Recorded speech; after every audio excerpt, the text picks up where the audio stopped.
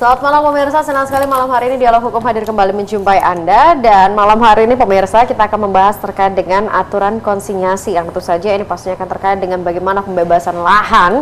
Ini yang biasanya seringkali menimbulkan satu gejolak di mana masyarakat pun juga menjadi korban.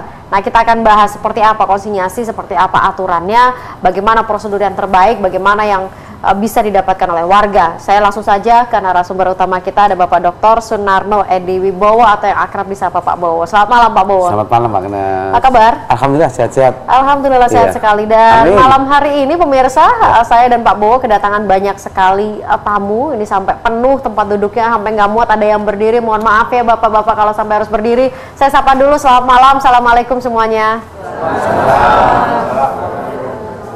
Terima kasih semuanya sudah hadir. Nanti kita akan dengarkan keluhan dari warga yang malam hari ini hadir. Tapi Pak Bowo, kita bahas terlebih dahulu topik utama kita, aturan konsinyasi. Apa sebenarnya konsinyasi itu dan aturannya secara hukum yang berlaku di negara ini seperti apa? Ya, konsinyasi itu adalah suatu titipan. Ketika ada sesuatu yang berhubungan dengan pembebasan tanah untuk kepentingan umum, untuk kepentingan negara. Nah, itu baru. Nah, dengan adanya apa? Ada undang-undang nomor 48, 49, 2009, ada kekuasaan kehakiman, dan mungkin ada aturan-aturan yang mengatur di dalam pasal-pasal berhubungan dengan baik itu Kepres, Penpres, dan aturan yang lain. Namun demikian, ketika masyarakat nggak tahu apa sih konsinyasi itu, bagaimana untuk menciptakan pembebasan lahan untuk kepentingan umum, tapi ini seringkali disalahgunakan pada pejabat-pejabat yang tahu tentang hukum. Nah, padahal sering terjadi ini bukan untuk kepentingan umum, tapi kepentingan pribadi. Kalau kepentingan umum, contohnya ada jalan tol itu umum, jelas. Yang lain contohnya ada suatu pembebasan, tapi sebetulnya itu bukan pembebasan untuk kepentingan umum dalam arti atau itu sungai atau macam. Nah, ternyata untuk kepentingan ini berhubungan dengan mall, pribadi atau perusahaan ya? Itu sering kali. Nah, oleh karena itu bagaimana mekanisme kalau memang ada satu keberatan? Pertama, ini sering kali didatangi begini, nggak tahu. Nah, oleh karena itu masyarakat jangan terkecoh oleh pejabat apapun. Itu baik pegawai negeri, ASN dan sebagainya. Sebetulnya itu apa sih tujuannya? Tujuannya untuk kepentingan-kepentingan. Nah, oleh karena itu dalam hal ini memang adanya suatu konsinyasi. Nah, pengadilan itu sebenarnya pengadilan itu duduk di manis, tapi ditarik sebagai satu untuk para pihak. Contohnya demikian. Artinya kalau kita bicara tentang aturan konsinyasi, ini baru muncul ketika apa Pak Bowo? Nah, konsinyasi ketika dia memberikan suatu permohonan agar ditetapkan konsinyasi, disahkan. Padahal pengadilan nggak tahu disahkan atau tidak dan sebagainya. Masyarakat nggak tahu bagaimana mensosialisasikan tentang konsinyasi. Sebetulnya konsinyasi itu harus memang benar-benar saling sepakat antara pihak yang punya lahan, pihak yang punya bangunan sepakat. Oh, kok nggak sepakat, musyawarah. Wah, ini apresiasinya dari dia sendiri semua dia. Nah, berarti tujuannya ini berarti sebetulnya hanya satu. Ketika ada Perma nomor 3 tahun 2016 harus adil. Keadilan harus ada, pengadilan harus adil. Jangan sampai pengadilan berpihak. Kalau berpihak nanti ditunjukkan, ternyata bukan untuk sungai, ternyata untuk mall, ternyata untuk rumah sakit, pendidikan sebagainya, untuk orang-orang penguasa, orang yang punya uang. Lah inilah, maka hal ini perlu arti konsinyasi. Titipan, jadi kalau masyarakat tahu keberatan, langsung ajukan bahwa saya keberatan ke pengadilan. Lah oleh karena itu, pasal 6 memang demikian. Kalau ada khususnya masyarakat yang kena adanya suatu lahan, nah memang benar Undang-Undang nomor 5 tahun 60 pasal 6, tanah itu punya satu nilai sosial, tetapi meskipun sudah ditempati bersertifikat, masa dengan demikian hancur kan? Tidak toh, tapi harus dulu. Nah, kalau nanti dititipkan pada suatu pengadilan, dititipkan nih, terus nantinya kalau tidak mau nanti dijual acak-acak. Nah, ini baru nantinya yang bisa untuk membela kepentingan masyarakat, yaitu pengacara. Nah, pengacara ini yang punya peranan penting untuk bagaimana kalau itu nantinya bisa keberatan, ini kalau sudah terlambat ada musyawarah, ini bukan musyawarah, hanya panggilan. Nah, panggilan ternyata dipakai sebagai musyawarah. Lah ini dalam arti apresiasinya sebetulnya harus independen, bukan dari Jakarta dan sebagainya. Ini kan kepentingan penguasa. Nah, oleh karena itu jangan sampai nanti terpleset oleh persoalan-persoalan ketika ini tidak sesuai dengan harapan, tidak sesuai dengan masyarakat bisa melapor. Main-main nih. Ini untuk katakanlah peruntukannya itu A, ternyata bukan B, ini berbahaya. Nah, oleh karena itu penyalahgunaan kewenangan ini hati-hati. Jadi seorang pejabat jangan seenak saja. Ketika masyarakat lemah, masyarakat tidak tahu mengerti tentang hukum, dibodoh-bodohi, digoblok-goblok no. Nah, tapi hakim, pengadilan selaku sesuatu yang memang yang ini bagaimana caranya tangan-tangan di pengadilan? Oh, kalau gitu caranya demikian. Oh, musyawarah mufakat.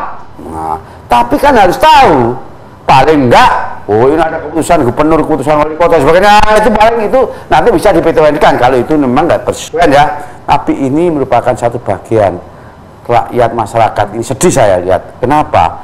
Makanya saya tidak riak, saya tidak bangga, namun diri saya menyampaikan tentang masalah berhubungan dengan hukum, dialog hukum ini untuk masyarakat supaya melek tentang hukum. Ketika ada seperti ini lagi, kalau ada musyawarah mufakat 14 hari, ketika nggak keberatan sudah selesai dititipkan. Tapi inilah merupakan bagian kekuasaan semena-mena. Tapi kalau masyarakat tahu seperti itu, ada musyawarah dia dulu. Mana bentuknya musyawarah itu? Mana harga dan sebagainya? Gak pernah, pokoknya begini, anggap aja, tembak-tembak begitu. Padahal ini sudah hak milik. Padahal dia 40-50 tahun dan sebagainya. Rakyat itu kasihan. Ya. Zaman Belanda diusik, zaman Jepang diusik, zaman kemerdekaan diusik lagi. Kapan hidupnya? Kemerdekaan susah. Tapi artinya tadi Pak Bowo juga sempat mengatakan bahwa jangan percaya kepada pejabat-pejabat yang apa maksudnya? Apakah terkadang itu memang dipelintir begitu, pelintir bener ini, soalnya rakyat gak percaya. Nah, bukannya kalau misalnya dia kayak pembebasan lahan begitu sebenarnya kan ada prosedurnya Pak sebelum nyampe ke aturan konsinyasi. Artinya sebenarnya warga kan sebenarnya sudah tahu pembebasan seperti apa, pemberitahuannya seperti apa. Namanya apa konsinyasi nggak tahu, apa sih konsinyasi? Tanya konsinyasi apa, definisi konsinyasi nggak tahu. Tahunya bukan jawab berabe, tanda tangan mana sertifikatnya ini, pokoknya saya ini adalah petugas, ya toh, petugas yang maksa dan sebagainya. Lah, coba nanti biar masyarakat akan mendengar bahwa inilah merupakan bagian, hati-hati sekarang ya. Nggak pernah, Kak. Jangan percaya sama Pak Bowo aja ya. Bang Bowo nih. Iya toh, percaya begini umat. Ternyata ada gambar nih. Iya ada ini. Ketenggengan ini. Prosedur yang paling benar kalau kita bicara tentang pembebasan lahan atau nanti terkait juga dengan aturan konsinyasi, itu prosedur yang paling benar gimana Pak Bowo? Urutannya? Urutannya pertama, ini harus ada satu, kalau itu sungai harus ada amdalnya ada. Kalau itu untuk apa asosiasi ini digunakan apa? Jadi sudah ada progresnya. Programnya untuk apa? Katakan sungai ini, oh akan dilebarkan berapa? 100 meter nggak mungkin. Surabaya kalau di Kalimantan bisa aja, ini Surabaya katakanlah itu ya. Ini harus disisihkan ini. Nggak tahunya, ternyata setelah semua dibongkar-bongkar, ternyata ada apa di balik ini semua? Ada udang di balik rembaye, ada udang di balik batu dan sebagainya. Inilah yang menjadi satu persoalan-persoalan. Sehingga apa? Sehingga saya mengerti tentang paham tentang arti ketika menangani masyarakat yang terkena gusur, terkena masalah tentang berhubungan dengan penguasa. Penguasa punya, pokoknya begini, tapi sebetulnya jangan percaya, harus ada satu persoalan pertama, harus ada sosialisasi, terus masyarakat dikumpulkan, ada RT, ada RW, ada lurah, ada semua kumpul. Setelah bagaimana ditanyai apakah berapa kena kerugian, kena ganti rugian gitu, berapa meter dan sebagainya kan gitu. Nah, ini seringkali apakah masyarakat itu tahu nggak konsinyasi? Ternyata pokoknya dititipkan, habis itu bongkar padahal belum menerima. Bagaimana dia mau kemana kalau nggak terima uang itu? Apa mau ke awang-awang. Kasihan masyarakat. Tapi kalau misalnya sebelum terima uang itu artinya berarti kan ada prosedur yang disalahi, Pak. Ada prosedur yang dilewati, Pak. Harus ada musyawarah mufakat, berapa harga per meter, berapa luasnya, ini si Inem, si Tuti, si Kardi, artinya berarti kalau main langsung, kalau misalnya kita bicara pembebasan begitu langsung main gusur saja, artinya memang ada unsur pidananya di sana. Ada dong. Kalau itu katakanlah ini dipergunakan sebetulnya untuk sungai lebar, ternyata untuk mall, ternyata untuk pendidikan, ternyata untuk rumah sakit, ternyata kepentingan untuk orang-orang yang punya uang. Inilah yang menjadi salah satu penyalahgunaan kewenangan sesuai dengan Undang-Undang 31 tahun 99 diperbarui 2021 pasal 3. Masuk kalau ada yang lapor. Kalau ada yang lapor. Lapor, masyarakat bisa. Kalau nggak ada yang lapor? Ya siapa ya, diem aja. Lah oleh karena itu harus tahu data yang akurat. Jangan sampai data itu nggak akurat. Kalau data nggak akurat nanti kasihan kena sendiri. Makanya penting sekali ya toh pengadilan memang di dalam perma. Katakanlah tadi Peraturan Mahkamah Agung mengisyaratkan nomor 3 tahun 2016 ada pasal 1, 2, 3 ada pembahasannya. Lah yang penting ada satu pasal 5 dan pasal 43 itu menyatakan bahwa ketika ada sesuatu pembebasan tanah dan bangunan sebagainya harus adil. Kata-kata adil itu harus adil berapa? Tahu dari mana keadilan itu?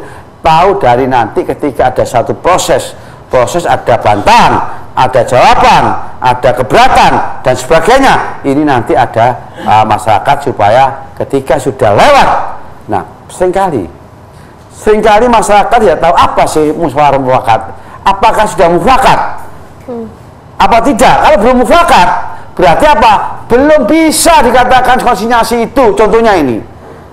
Contohnya ya, ada suatu pengusaha dengan para buruh. Oleh karena buruh dianggap tidak mau menerima, maka uang ini konsinyasikan dengan di pengadilan. Ya nolak pengadilan. Bagaimana? Ini harus selesaikan dulu baru bisa konsinyasi nggak? Seperti apa yang dalam arti harus pengadilan. Nah, pengadilan adalah orang yang mengadili dan memeriksa suatu perkara sesuai dengan rasa keadilan. Jangan sampai berpihak, tapi harus dengar dulu pihak-pihak. Apakah jangan langsung begitu. Contohnya, oh ini sesuai dengan SK Bupati, SK Gubernur, ternyata masyarakat sekarang canggih, ada Google, nggak tahunya ada set plan-nya. Oke, Pak Bowo, kita akan jeda dulu sebentar karena sepertinya juga warga yang hadir di sini pun juga terkait dengan apa yang kita bahas pada malam hari ini. Nanti saya boleh langsung tanya kepada audiens yang hadir. Kami jeda dulu, kami kembali saat lagi pemirsa.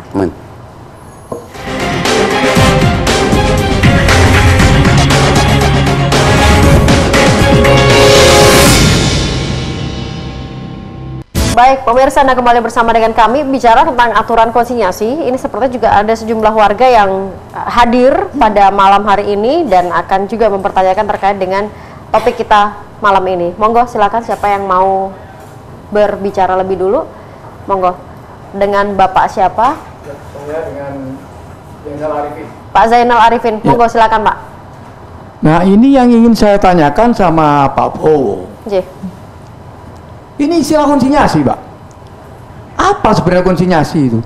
Karena konsinyasi yang saya tahu itu dari dulu itu ya, dari saya kecil-kecil, itu ada orang bikin gedang goreng, ya, terus dititipkan di warung. Malam, di mana diambil? Sing payu biro, sing nggak payu biro. Nah, yang laku itu dibayar, yang nggak laku dibawa kembali. Dum-dum no tanggani lah, itu konsinyasi. Jadi titip barang untuk dijual itu konsinyasi. Nah, sekarang yang terjadi ini, masyarakat ini tidak jualan apa-apa. Kan tidak jualan masyarakat ini, tidak jual tanah, tidak jual apa. Terus yang namanya negara, pemerintah itu butuh tanah. Nah, tanah ini mau diganti rugi. Loh, tahu-tahu dikasih harga dengan seenaknya, tanpa musyawarah, tanpa apa, terus kalau dikatakan sebagai konsinyasi. Nah, ini saya yang bingung. Nah, padahal ini saya tadi mau berangkat dikasih teman saya. Ini ada penjelasan dari Undang-Undang nomor 2 nomor tahun 2012. Ya. Nah, ini yang pasal yang kedua dari undang-undang ini mengatakan pengadaan tanah untuk kepentingan umum dilaksanakan berdasarkan asas. A. Asas kemanusiaan. B. Keadilan. C. Kemanfaatan. D. Kepastian. C. Keterbukaan. F. Kesepakatan. G. Keikutsertaan. H. Kesejahteraan. I. Keberlanjutan. Dan C. Keselarasan. Nah, ini yang perlu untuk diambil penjelasannya. Huruf A, yang dimaksud dengan asas kemanusiaan adalah pengadaan tanah harus memberikan perlindungan serta penghormatan terhadap hak asasi manusia, harkat dan martabat setiap warga negara dan penduduk Indonesia secara proporsional. Huruf B, yang dimaksud dengan asas keadilan adalah memberikan jaminan penggantian yang layak kepada pihak yang berhak dalam proses pengadaan tanah sehingga mendapatkan kesempatan untuk melangsungkan kehidupan yang lebih baik. Dan huruf C, yang dimaksud dengan asas kemanfaatan adalah hasil pengadaan tanah mampu memberikan manfaat secara luas bagi kepentingan masyarakat, bangsa, dan negara. Dan huruf D, yang dimaksud dengan asas kepastian adalah memberikan kepastian hukum tersedianya tanah dalam proses pengadaan tanah untuk pembangunan dan memberikan jaminan kepada pihak yang berhak untuk mendapatkan ganti kerugian yang layak. Nah, inilah lalu kenapa? Ini pertanyaannya, pemerintah kota ini kok tahu-tahu katanya ini sudah dikonsinyasi, tahu-tahu ini katanya sudah musyawarah, padahal tidak pernah ada musyawarah. Saya ini ya, tahun 2016 itu saya dikasih informasi sama lurah saya itu, Pak Arvin, mungkin kajengnya enten rumah pompa terus dibangun 150 meter dari jembatan. Nah, dari situ saya katakan, loh Pak, saya tanya beriku banjir, saya minta ke enten gini muara celangap. Nah, setelah dari itu saya kasih hitung-hitungan dari jarak antara jembatan sama muara itu, celangap itu, kira-kira 800 meter. Nah, saya kasih hitung-hitungan. Nah, setelah saya kasih hitung-hitungan penyerapan air itu gimana, dalamnya berapa, lebarnya berapa, panjangnya berapa, saya kasih hitungan. Pak Jenderal ngerti? Hitungannya, kalau hitung-hitungan gitu saya tahu. Tapi berarti pernah terlibat di dalam sesuatu yang berhubungan dengan AMDAL atau apa? Pernah nggak tahu? Nanti ini ya, ini masalah ini dulu ya. Masalah rumah pompa itu. Nah, terus katanya Pak Lurah, nggih Pak, enten sosialisasi sampean kula undang mengenai AMDAL itu. Nah, sampai sekarang tidak ada. Nggak ada ya. Tidak ada sosialisasi sama sekali, Bang. Tidak ada sosialisasi mengenai AMDAL itu, tidak ada. Tahu-tahu muncul normalisasi kali saluran kandangan. Nah, saya tanyakan, normalisasi yang dimaksudkan itu apa? Untuk apa? Tidak pernah ada jawaban. Makanya waktu di pengadilan Senin yang lalu saya tanya sama Bu Erna itu, tunjukkan rencana detailnya dan grand design-nya itu apa. Ini yang sangat penting. Jadi masyarakat wajib hukumnya itu tahu. Gitu loh. Kalau masyarakat tidak tahu gimana? Jangan masyarakat jadi objek tuh Mas. Ya, harus jadi subjek. Seperti apa yang dikatakan Pak Bowo tadi. Ya. Artinya berarti di sini masyarakat sama sekali benar-benar tidak tahu, tidak ada informasi apapun begitu ya? Ada informasi tapi tidak berkait dengan rencana pembangunan, rencana normalisasi. Yang ditanyakan kan untuk apa normalisasi? Ya. Tiba-tiba itu dilakukan begitu? Dilakukan, itu loh. Waktu pelaksanaan juga tidak ada informasi atau apa begitu? Nah, informasi ya hanya informasi pembangunan rumah pompa. Itu ya hanya itu. Tahu-tahu orangnya mau digusur. Itu loh. Lah ini kan nggak bener. Adalah kalau mau bangun masyarakat itu diwongke masyarakat itu. Enteng enak kalau masyarakat itu diwongke. Selain rumah pompa yang Bapak tahu apa Pak yang akan dibangun di sana? Lu sudah dibangun, sudah berdiri. Ya, maksudnya artinya ketika itu katanya menanggulangi banjir. Padahal yang namanya banjir itu bukan dari itu. Dulu itu ada kali sempalan, ya kali kandangan itu ada kali sempalan yang menjadi kali sememi. Tahun 2016 akhir 2016 Itu saya cari sumbernya ini sampai banjir rumah saya ini segini, sepaha rumah saya itu. Yang namanya almari saya itu 4 hancur, buku saya itu habis. Apa tidak menyusahkan orang ini? Saya cari akhirnya ketemu kali Sempalan ditutup, itu loh. Akhirnya saya kirim surat sama wali kota. Kalau mengatasi banjir agar supaya sungai yang ada, 5 sungai itu mulai dari Kalianak, Kali Gerges, Kali Manuan ya, Kali Kandangan, Kali Semombe itu fungsikan semua. Jangan pakai bangun rumah pompa. Bangun rumah pompa di Kali Manuan itu loh, Balungsari. Jalan itu tikungan tidak pernah banjir. Setelah ada rumah pompa, yang jadi apa? Banjir. Kalau hujan banjir sampai 2 minggu, sampai warnanya itu hijau. Nah inilah saya harapkan kepada pihak pemerintah kota untuk nguwongke masyarakat, ya. Baik, Pak Zainal. Dijadikan sebagai subjek, ya. Jangan sekedar objek. Kalau kita mau bangun, ajak ngomong. Ya. Diajak ngomong, gitu loh. Orang tambak langon, orang beranjangan itu gampang. Gampang diajak ngomong itu, ya. Seperti itu Mbak ya, terima kasih. Baik, terima kasih Pak Zainal. Pak Bowo, Bongko menanggapi oleh karena memang apa menjadi satu kebanggaan Perma nomor 3 tahun 2016, tapi harus ada dia. Karena konsentrasinya Perma itu harus dia melihat. Melihat apa? Dia harus melihat tahu tentang Undang-Undang nomor 2 tahun 2012, Undang-Undang nomor 3 tahun 2009, Undang-Undang nomor 14 tahun 1995, Undang-Undang nomor 3 tahun 2009, Undang-Undang 49 tahun 2009, Undang 2 tahun 2086, kemudian ada nomor 48 tahun 2009, kemudian ini sebagai salah satu adalah mengikat tentang adanya harus menyesuaikan dengan adanya Perma. Nah Perma ini dikatakan ketika apa yang disampaikan Pak Zainal benar, harus memang adil, harus memang sesuai dengan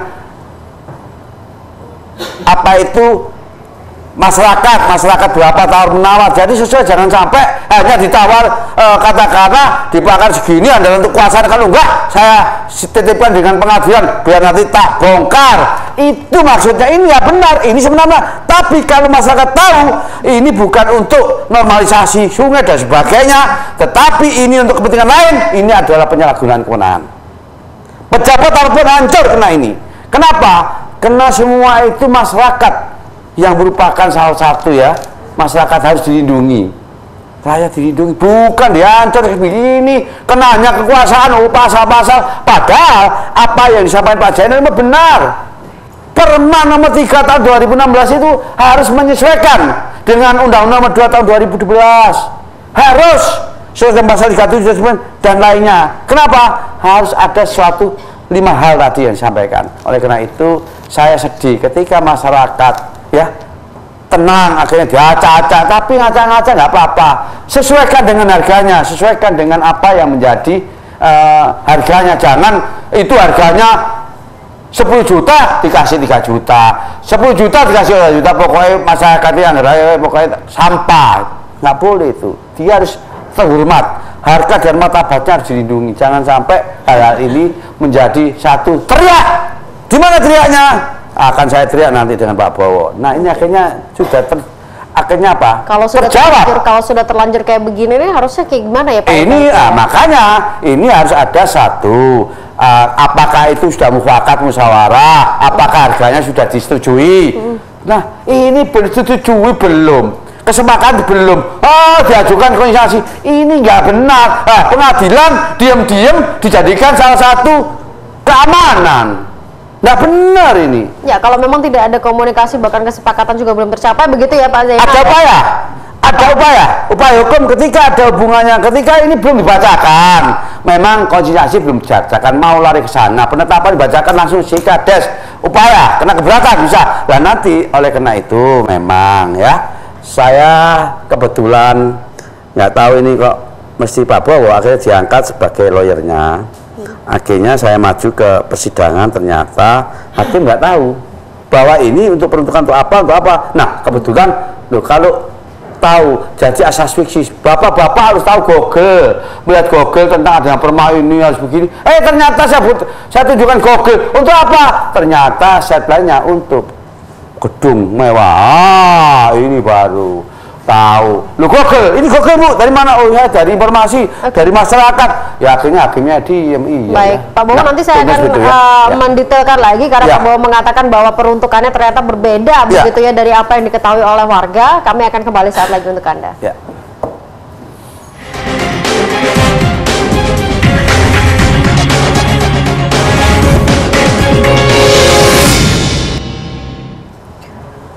Baik, Anda kembali bersama dengan KAI pemirsa. Pak Bowo, tadi Pak Bowo mengatakan bahwa informasinya ternyata peruntukannya berbeda dibandingkan dengan apa yang sudah disampaikan ke warga di awal, begitu ya.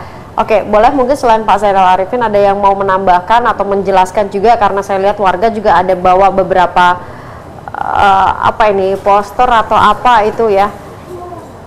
Iya, jadi ada semacam kayak bangunan mall, apartemen atau apapun itu bangunan vertikal. Ini mungkin ada yang bantu menjelaskan warga maksudnya seperti apa? Ya, Pak. Selain Pak Zainal, mungkin ada yang mau bantu? Oke, silakan. Iya, ini mungkin saya dari warga Tambak Sawilangon. Di sini atas nama Hengki Victor. Pak? Hengki Victor. Pak Hengki, oke. Pak Hengki ya. Jadi begini, Ibu dan Bapak, untuk yang saya ketahui ini ada suatu perusahaan namanya PT Kingsland Indonesia. Ini di dekat rumah tinggal kita, itu ada 20 hektar tanahnya. Di situ untuk peruntukan yang saya perlihatkan ini. Ini sesuai dengan apa kemarin waktu bulan Juni, kita warga Tambak Sawilangon atau Tambak Langon diajak untuk membuat konsultasi AMDAL. Nah, ini di saat itu baru kita ketahui bahwa untuk mengenai peruntukan tanah yang diminta oleh salah satu atau namanya pemerintah atau ini ya, ini setelah diselidiki dengan warga dan kita termasuk saya, itu ada bentuknya seperti ini. Nah, ini kita cari di Google untuk yang ini. Waktu itu diketahuinya apa Pak? Ketika AMDAL itu diurus, rencananya akan dibangun apa di sana? Jadi waktu konsultasi AMDAL itu memang sudah diterangkan oleh PT Kingsland itu sendiri. Itu ada hunian vertikal. Itu ada sekitar 90 untuk ketinggiannya di situ. Jadi dengan dasar itu kita cari datanya, benar enggak untuk mengenai itu. Dan ternyata setelah diketahui oleh warga dan kita ada tim yang ini, itu sudah terbukti bahwa ini adalah mengenai proyek Kingsland yang ada ini. Dengan data-data yang sudah ini. Jadi ini mungkin bisa di-shoot di sini. Kalau dengan data yang di ini bisa saya perlihatkan yang ini sudah menunjukkan peta tempat tinggal rumah kita yang sekarang. Ini menunjukkan di sini. Jadi ini adalah Teluk Lamong sendiri atau sekarang jadi untuk terminal Teluk Lamong yang dekat itu. Itu sudah dijelaskan oleh PT Kingsland sendiri ini di situ websitenya. Karena memang sekarang ini dijual untuk internasional. Artinya berarti rumah warga tadi di tempat yang Pak Hengki tunjuk tadi, sementara rencana untuk satplan dari hunian vertikal ini di sebelah mananya? Sama, persis. Jadi tempat tinggal saya dengan set plan yang ada dia buat itu dengan tempat tinggal saya sesuai. Jadi itulah tempat tinggal saya yang mau dibuat untuk set plan ini. Artinya rumah warga nantinya akan hilang berganti dengan pembangunan ini, begitu ya? Seperti itu. Oke. Jadi terus terang kita dalam arti untuk mencari data ini memang bukan dalam arti serta-merta untuk seperti apa ya untuk yang ini. Karena yang dari Google Kingsland sendiri Ini sudah terjual secara internasional ya. Ini dijual secara internasional. Waktu pengurusan AMDAL ketika itu tidak tersampaikan ya, apakah nanti akan berdirinya di atas rumah warga atau gimana begitu? Oh bukan, dalam arti rumah warga. Ini sekarang yang ada di sini. Jadi ada untuk di sini ada bosem. Oh oke. Iya. Jadi dibuat untuk bosemnya. Jadi untuk warga untuk rumah tinggal warga. Jadi seperti itu kondisinya. Nah, terus terang kalau kita sendiri warga ini sebenarnya kalau untuk kepentingan pemerintah, kalau mau mengikuti undang-undang yang tadi sudah disebutkan Undang-Undang 2012 ya. Itu kan harusnya pendataan ya. Pertama adalah pendataan warga untuk kepentingan seperti apa. Itu pendataannya yang tadi sudah kita waktu di sidang yang tadi yang dari jaksa sendiri bukan atau jaksa. hakim itu masih tidak sesuai yang diberikan oleh PU. Nah, dari pendataan dari awal berarti itu sampai ke jaksa itu sampai dianggap itu masih perkara. Kenapa kita diarahkan ke perkara? Padahal kalau pendataan itu jelas, itu milik warganya A, B, C gitu ya. Itu dari awal pendataan sudah benar. Itu nggak mungkin ranahnya, masalahnya yang tadi disebutkan oleh hakim itu masih ranahnya mengenai sengketa. Itu hal yang gimana ya menurut saya, maaf ini. Saya sebagai orang awam, bukan orang ahli hukum. Kenapa saya dipersengketakan di sini? Ada apa? Berarti pendataan dari awal itu ada suatu kesalahan. Pertama. Yang kedua, perencanaan dengan ini. Itu kan harus ada perencanaan dengan masyarakat. Masyarakat tidak pernah diikutsertakan dalam perencanaan apa itu untuk namanya katanya sekarang normalisasi yang disebutkan oleh PU. Tidak pernah sama sekali. Tidak ada namanya perencanaan. Perencanaannya kita aja tidak tahu apa. Sampai nama kita cari. Total ada berapa warga, Pak? Total di kita sendiri ada 184 kakak. 184 kakak, iya, oke. 184 kakak. Yang sekarang yang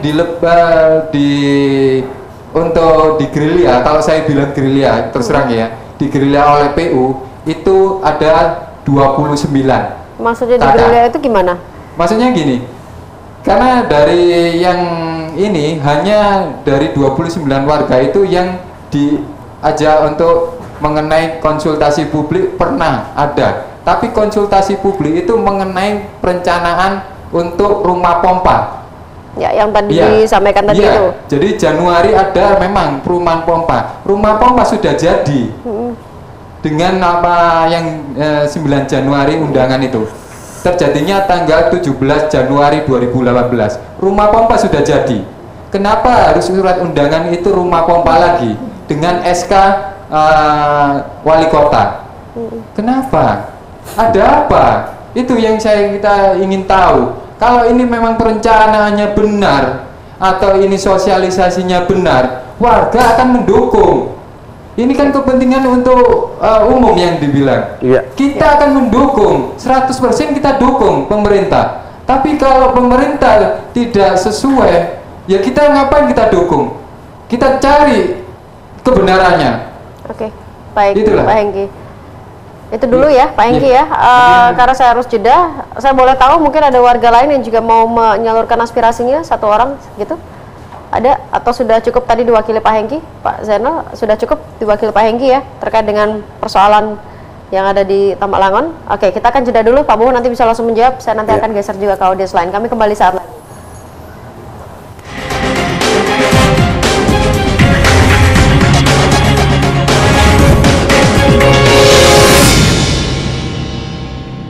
Kembali bersama dengan kami pemirsa di Dialog Hukum. Pak Bowo, monggo bisa langsung menjawab dari warga Tambak Langon yang tadi diwakili oleh Pak Hengki untuk bersuara malam hari ini. Oh ya, terima kasih Pak Hengki. Oleh karena Pak Hengki panjang lebar, tetapi makna dari Pak Hengki bahwa jadi pemerintah itu tidak transparan, pemerintah tidak terbuka, ya khususnya pemerintah kota. Kemudian terbuka untuk apa? Untuk apa terbuka? Loh ini tanahnya masyarakat kok ditutup-tutupi? Apa pemerintah nutup-tutupi kalau punya tujuan ada yang nantinya punya tujuan untuk diinstor? Jadi sebetulnya itu, kalau saya melihat itu sebetulnya masyarakat itu tidak tahu apa-apa. Sebetulnya manut kalau ini begini begitu. Tapi sekarang kalau sudah begini ya, jangan manut. Apa sebetulnya menjadi tujuan kalau didatangi? Baik itu RT-nya bagaimana, RW-nya bagaimana, RW-nya bagaimana? Saya kira ini apakah ada satu kesamaan melindungi warganya atau tidak? Nah, inilah menjadi satu problem. Ketika ada satu persoalan, kalau itu hubungannya dengan menyangkut tanah atau peruntukan bangunan atau apa pelepasan dan sebagainya, seharusnya melibatkan semua. Jangan sampai ini dipecah sehingga kayak Belanda. Jangan boleh. Karena itu pendapat saya seharusnya terbuka. Peruntukan itu apa? Kalau untuk besar nggak masalah, tapi sesuaikan dengan harganya pada masyarakat biar guyu, biar setentam, nggak masalah dibicui, kalau dipletet, kalau bisa ya murah, nanti sisanya dimakan lari. Ini kan nggak benar. Oleh karena itu saya berharap pada pemerintah kota yang sudah baik, Bu Risma ini sudah begitu namanya sudah harum, janganlah menyentuh masyarakat yang tidak mampu-mampu. Demikian, terima kasih.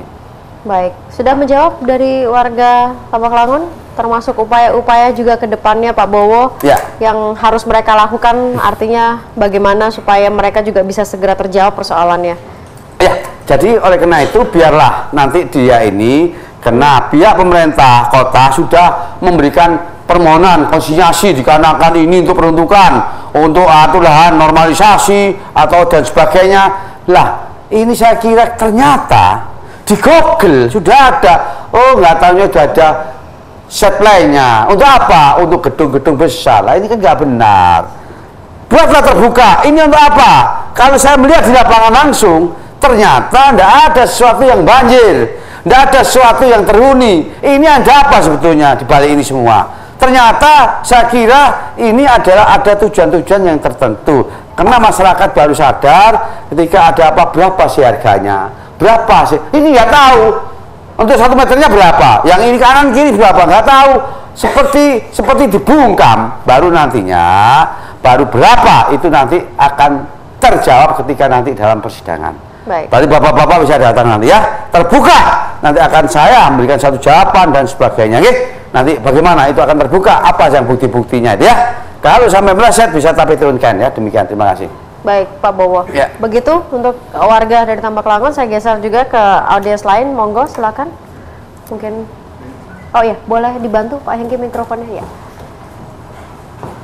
Ini yang terkait dengan dana pensiun, betul ya? Iya, betul. Dengan dana pensiun. Ya. Lanjutnya yang minggu lalu yang Betul. Mbak Mesia, Pak Bowo, selamat malam. Malam. Ini yang sekarang saya mau tanya tentang hubungannya dengan Undang-Undang ITE, karena kita sempat dapat omongan bahwa kita pada saat live seperti ini kita ada omongan bahwa akan dimasukkan dalam Undang-Undang ITE atau sejenisnya seperti itu, dilaporkan begitu. Nah, maksud saya begini, pada saat kita melakukan hal seperti ini, kita kan sebenarnya ada tahap-tahap yang sudah kita lalui ya Mbak ya, Pak Bowo juga ya sudah tahu bahwa dari awal kita sudah melakukan tahapan bersurat, kita ke somasi, kita mendapatkan jawaban yang tidak sesuai, terus kita sampai ke OJK, kita sudah memberi laporan sampai ke Pemkot, ke Bu Risma, ke Disnaker juga. Nah, di situ kita juga menggunakan media, kebetulan kita menggunakan SBO sebagai tempat kita supaya kita diperhatikan. Sebenarnya itu intinya di situ. Kita sempat masukkan ke laporin aja yang kapan hari itu. Apakah yang jadi pertanyaan saya gini Pak, apakah kalau kita menyuarakan seperti ini agar kita dapat attention lebih ya? Karena kasus ini kan sudah lama, sudah setahun jadi dari Maret kemarin sampai Maret sekarang. Jadi kalau secara apa yang kita lakukan seperti ini pada saat kita masuk ke media publik seperti ini, apakah kita bisa dikenakan dengan dikaitkan dengan Undang-Undang ITE Pak Bowo? Bagaimana untuk yang seperti ini? Karena kalau saya baca di UU ITE yang di pasal 40 ya ayat 1 itu, pemerintah itu memfasilitasi warga negara untuk ini melindungi untuk melakukan hal-hal seperti ini untuk undang-undang ITE pada saat memang tidak ada, maksudnya tidak ada fitnah, tidak ada mungkin hoax atau apa seperti itu. Itu bagaimana Pak Bowo? Baik, itu saja. Artinya sudah ada ancaman berarti ya, atau mungkin semacam kayak statement bahwa Bapak Ibu akan dilaporkan ya, atau diperkarakan. Kalau begitu? ancaman memang belum tersampaikan, tapi statementnya sudah ada, walaupun itu di belakangnya kita tidak berani secara ini enggak sih. Itu. Baik Ibu. Ada lagi yang mau menambahkan terkait dengan problem yang sama? Silakan Pak. Ya baik, nama saya Sunoko. Baik. Selamat malam Pak Bowo. Malam Pak Soto. Sehubungan dengan share live dari SPU di post ke GPHP, gerakan pensiunan yang memperjuangkan hak pensiunan kami, maka ada warning. Ya.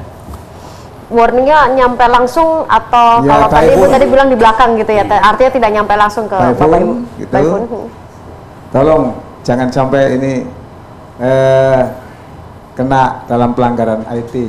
Nah, ini kami ini awam. Ya. Baik. Mohon untuk dijelaskan apa benar seperti ini. Terima kasih. Ya. Walaupun kita sebetulnya sudah Paham. surat, tapi tidak mendapatkan respon yang diharapkan. Terima kasih Pak Bowo. Terima kasih. Ada yang mau menambahkan lagi, Bapak? Mungkin, monggo, silakan. Masih dalam kasus yang sama. Terima kasih. Selamat malam Pak Bowo. Malam Pak Bapak. Edi ini. Jadi yang disampaikan oleh dua rekan kami itu betul. Jadi saya juga sempat. Cuma alasannya adalah tolonglah kasihan teman-teman kalau sampai ini melanggar undang-undang IT dan lain sebagainya. Tapi terus terang kami tidak merasa begitu Pak ya. Tidak merasa melakukan itu dan tidak mencemarkan nama baik, karena apa yang kami lakukan itu sudah sesuai dengan prosedur. Jadi secara prosedur kami sudah melakukan semua. Yang kemarin Pak Bowo terkait dengan masalah dana pensiun ini, kami sempat menghadap Kadisnaker Surabaya Pak. Ya. Saya sampaikan permasalahannya, awalnya ini suatu pensiun, yaitu pensiun manfaat pasti dengan rumus bulanan yang kami terimakan setiap bulan, tetapi karena ada perubahan program sehingga pensiun kami mau diarahkan ke asuransi. Ya. Beliau menanggapi bahwa di dalam menyelesaikan ini Disnaker akan menggunakan Undang-Undang 13 tahun 2003 Pak. Ya.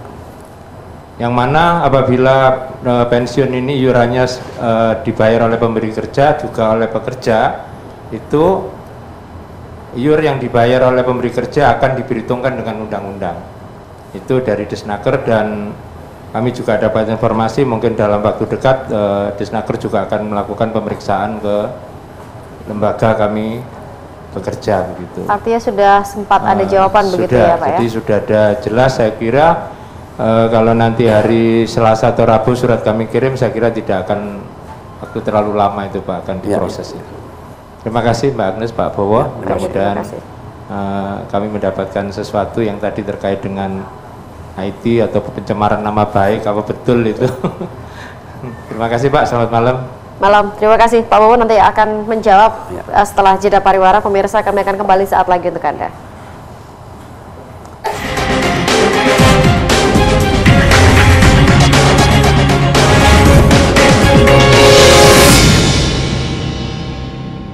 Baik, Anda kembali bersama dengan kami pemirsa. Pak Bowo bisa langsung menjawab keluhan dari warga. Terima kasih Monggo. untuk Bu Lili, Pak Roto maupun Pak Edi ya.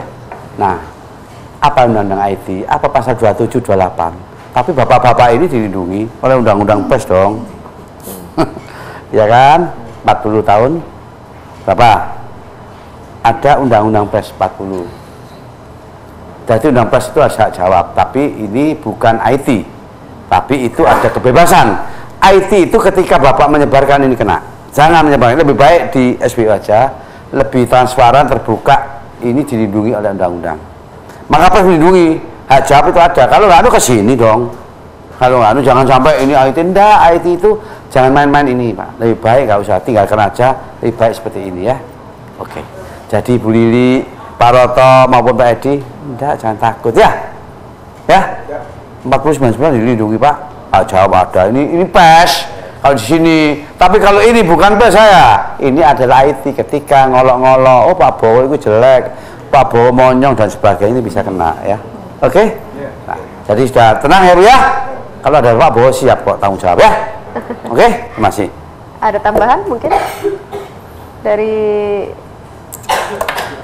sudah? Oke, baik kalau begitu.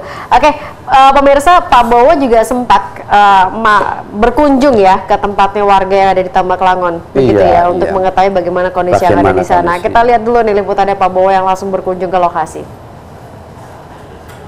Sekarang ini saya menuju ke Surabaya Barat karena ada permasalahan-permasalahan tentang hubungannya dengan tanah. Maka saya akan menuju ke objek dan subjek di sana. Oleh karena itu, ikuti saya.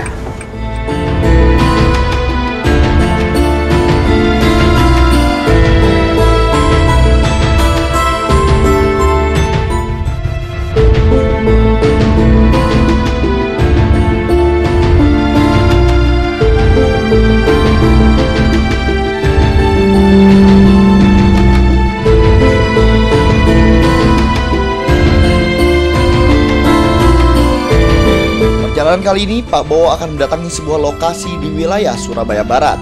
Rumah warga yang berada di pinggir sungai wilayah Kelurahan Tambak Langon dan Kelurahan Tambak Osowilangon terancam digusur oleh Pemkot Surabaya. Warga setempat masih belum jelas terkait tujuan penggusuran tersebut. Warga menilai mereka sebagai pemilik rumah bersertifikat dan berpetok D juga berhak mengetahui tujuan dari PU Kota Surabaya melakukan penggusuran. Namun dari kabar yang beredar, penggusuran dilakukan sebagai langkah dari upaya normalisasi sungai. Selain tidak mengetahui master plan dari Pemkot Surabaya terkait normalisasi, menurut Zainal Arifin, warga Tambak Langon, Pemkot Surabaya telah menetapkan harga ganti rugi secara sepihak tanpa ada negosiasi selama ini dengan warga. Padahal warga memiliki surat kepemilikan lahan seperti sertifikat dan petok D. Kalau memang ada istilah normalisasi pompa, normalisasi kali kandangan, loh kenapa rumah yang di timurnya Galengan itu kok kena? Ya termasuk ini semua di timur Galengan itu kena. Padahal sudah lompatannya sudah jauh, jauh dari sungai. Kalau normalisasi sungai itu kan hanya sekitar sungai saja. Loh kenapa kalau sampai melompat? Nah ini pertanyaannya.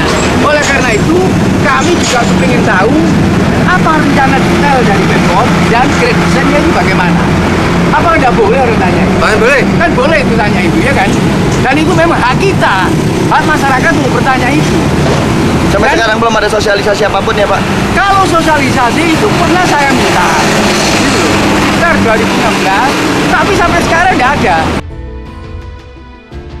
Menanggapi kasus tersebut, Pak Bowo pun turut angkat bicara. Menurut Pak Bowo, kasus tersebut belum ada persetujuan dari warga terdampak dengan Pemkot Surabaya, sehingga warga berhak menolak konsinyasi. Ini persoalannya belum ada clear, jadi dipaksakan harus mau. Nah, oleh karena diundang pengadilan ini apa? Karena belum ada penetapan, belum ada sosialisasi dan belum ada suatu kesepakatan. Dan ini belum ada kelanjutan untuk pakai apa-apa. Tidak diberikan penjelasan yang benar. Maka dengan demikian menolak untuk konsinyasi. Jadi antara warga ini dari khususnya Osowilangon ini ya, ini menolak. Kenapa? Karena belum ada penjelasan digunakan untuk apa. Jadi penjelasan ini yang diperlukan, sehingga harus jelas kalau ini hanyalah sebagai satu tujuan untuk kepentingan orang lain, kepentingan ada pesanan, ini adalah tidak dibenarkan oleh hukum.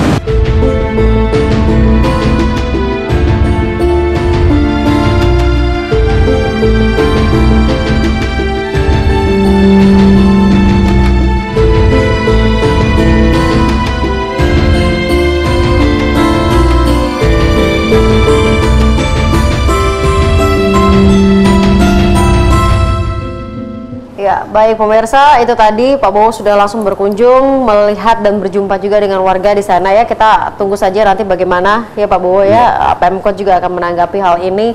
Mudah-mudahan bisa terjawab sesuai dengan harapan dari warga Tambak Langon semuanya. Terima kasih malam hari ini sudah hadir dari Bapak Ibu yang ada persoalan terkait dengan dana pensiun juga. Mudah-mudahan kita bisa dapat update-nya supaya bisa segera selesai sesuai dengan yang diharapkan yang sudah bertahun-tahun ditunggu. Pak Bowo, terima kasih malam hari ini.